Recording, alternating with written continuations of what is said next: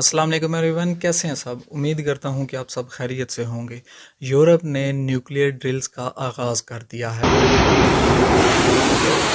इसके साथ साथ यूरोप में डिबेट ये शुरू हो चुकी है, क्या यूरोप को अपने न्यूक्लियर वेपन्स एक्वायर कर लेने चाहिए।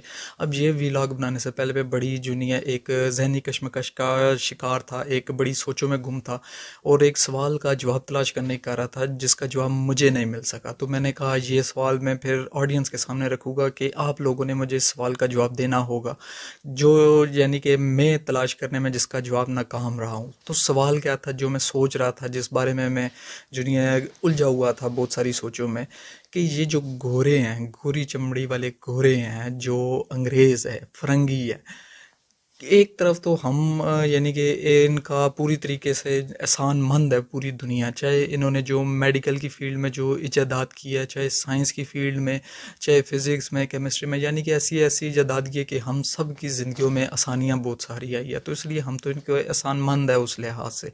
इवन जो आप ये देख रहे हैं वीडियो, ये भी इन्हीं के वजह से मुमकिन भी हो सका है कि आपको घर में बैठ के इस तरह की नॉलेज की बातें या कोई भी ऐसा काम हो जो पहले बहुत दूर जाके आपको मुसाफत तय करनी पड़ती थी, मुशक्क़त तय करनी पड़ती थी किसी से सीखने के लिए, समझने के लिए, घर बैठे बिठाए आप वो सब अब कर लेते हैं। तो इवन जो पूरी की पूरी एजुकेशन है वो भी ऑनलाइन हो चुकी है। किस वजह से? गोरों की वजह से। हम मानते हैं उनके बड़े एहसानात हैं, लेकिन एक चीज़ जो अभी ये डेवलपमेंट हो रही है इंटरनेशनल लेवल पे, जिसका मैंने भी थोड़ा बहुत आपको हिंट दिया, मैं कंप्लीट इसको करूँगा अभी आपके सामने डिस्कस के क्या ये सिचुएशन है। इसके बाद मैं सोचने मजबूर हूँ, क्या ये गोरे जितने ज़हीन एक तरफ दिखते हैं उतने ही ये बेवकूफ़ हैं, या फिर ये गॉड कम्प्लेक्स का शिकार है। यानी कि गॉड कम्प्लेक्स अगर आपको समझो, गूगल पे आप सर्च करें कि बंदा कहता है कि बस वो अनटचेबल है, होली का हो है, कि यानी कि वो अपने आप को ज़मीन पे खुदा समझता है कि जिसके लिए कोई कॉन्सिक्वेंसेस हो ही नहीं सकते, वो क्वेश्चनेबल नहीं है। तो क्या ये गॉड कम्प्लेक्स का शिकार है या फिर ये एक नंबर के बेवकूफ़ और उल्लू के पट्टे हैं? तो ये जवाब आपने मुझे देना, मुझे इसका नहीं मिल सका, क्योंकि इनकी जहानत एक तरफ देखते हुए, जी इनकी इजादात देखते हुए, और दूसरी तरफ जो इनकी हरकतें हैं वो देखते हुए बड़ा मैं कंफ्यूज हो गया हूँ। अब चलते हैं सिचुएशन की तरफ, जिस वजह से मैं इन सोचों का यानी कि इनमें फंस चुका था।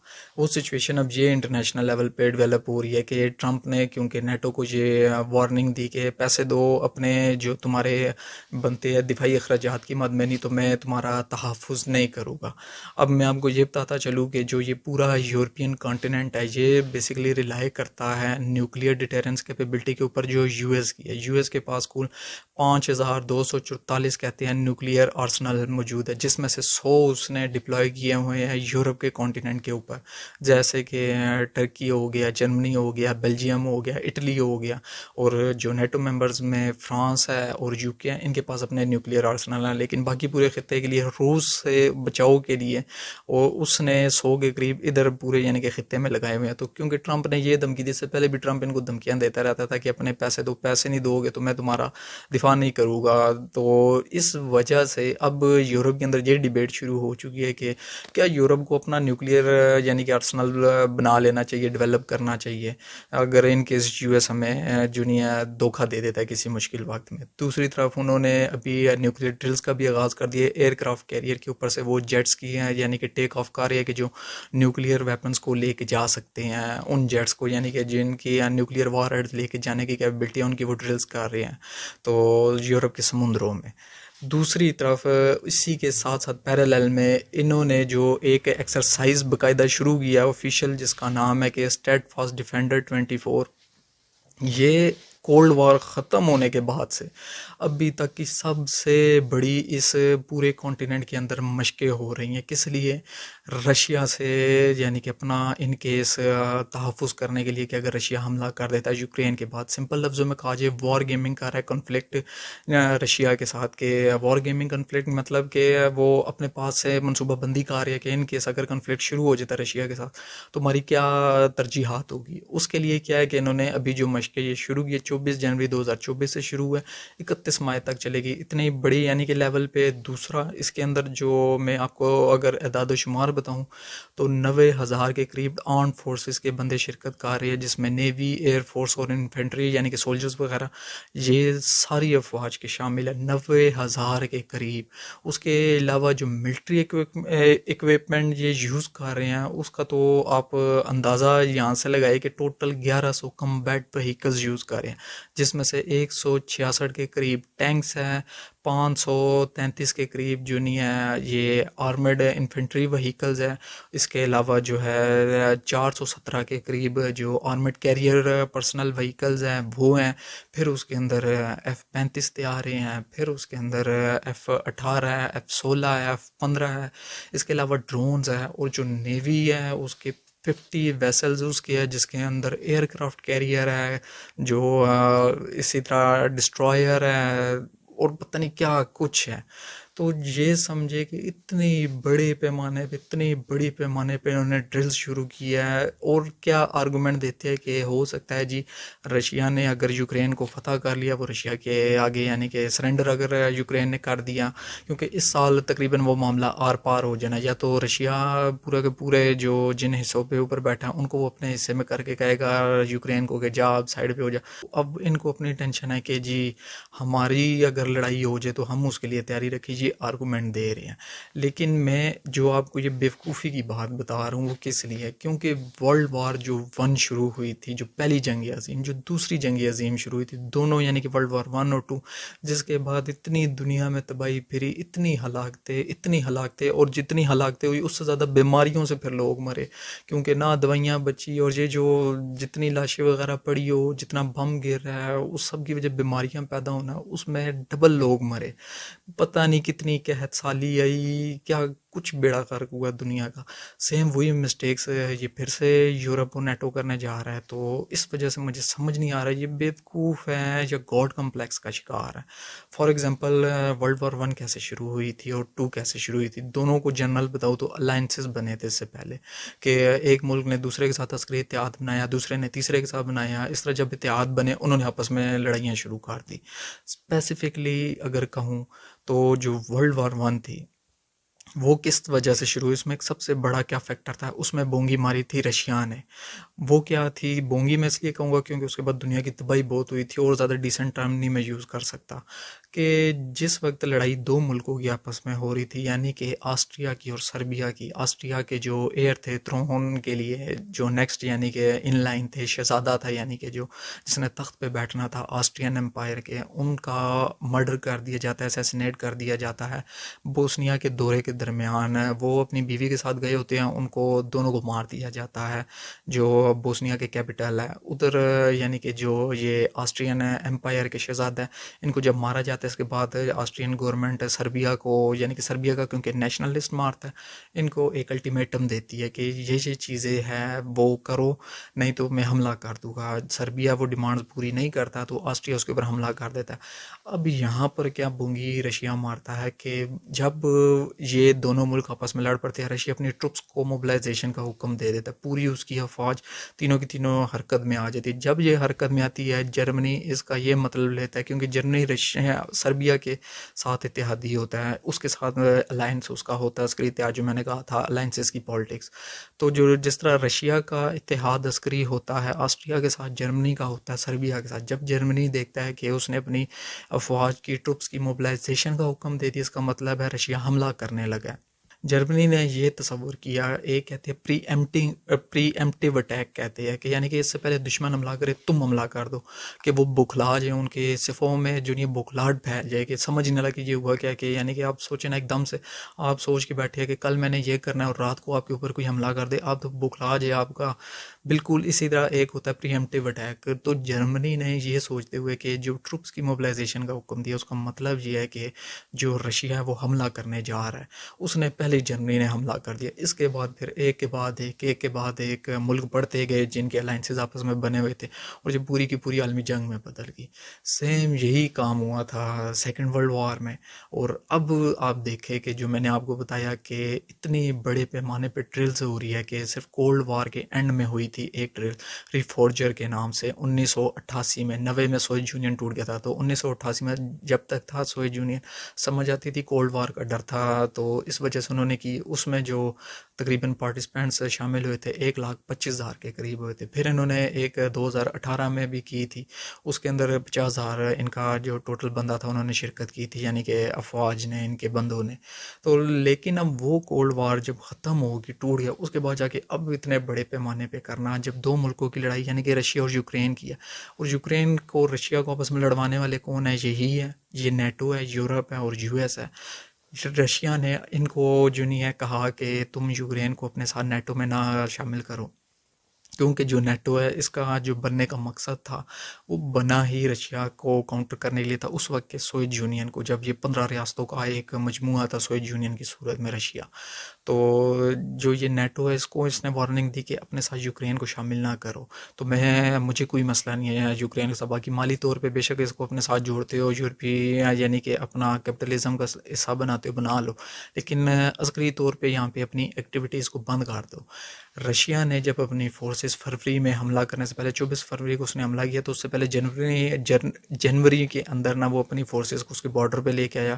اس نے الٹیمیٹم دیا کہ اگر نیٹو اس بات کی یقین دہانی کرا دیتا ہے کہ وہ اس کو اپنا اتحاد, عسکری اتحاد کا حصہ نہیں بنائے گا, تو میں اس کے اوپر حملہ نہیں کرتا.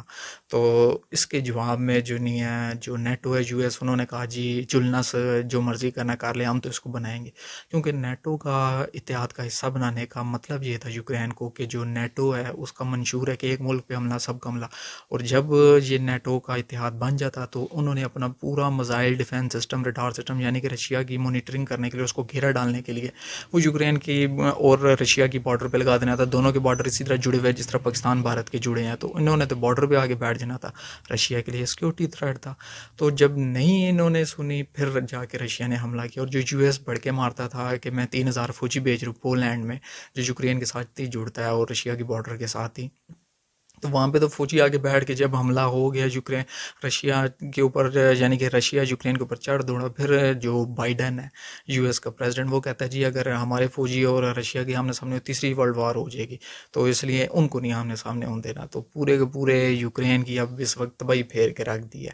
اور ابھی آپ دیکھیں کہ جو یہ آرگومنٹ کر رہے ہیں کہ رشیا کہیں ہمارے اوپر حملہ نہ کر دے, ابھی رشیا کے جو صدر ہیں انہوں نے انٹرویو دیا ہے ٹکر کارلسن کو, یو ایس کمنٹیٹر اور رائٹر ہے, وہ ماسکو انٹرویو ہے, اس میں انہوں نے کلیئر کٹ بولا جی میرا نیٹو کے ساتھ لڑائی کرنے کا نہ کوئی مقصد ہے, نہ کچھ حاصل ہے, نہ مجھے یورپ کے ساتھ کوئی لینا دینا ہے.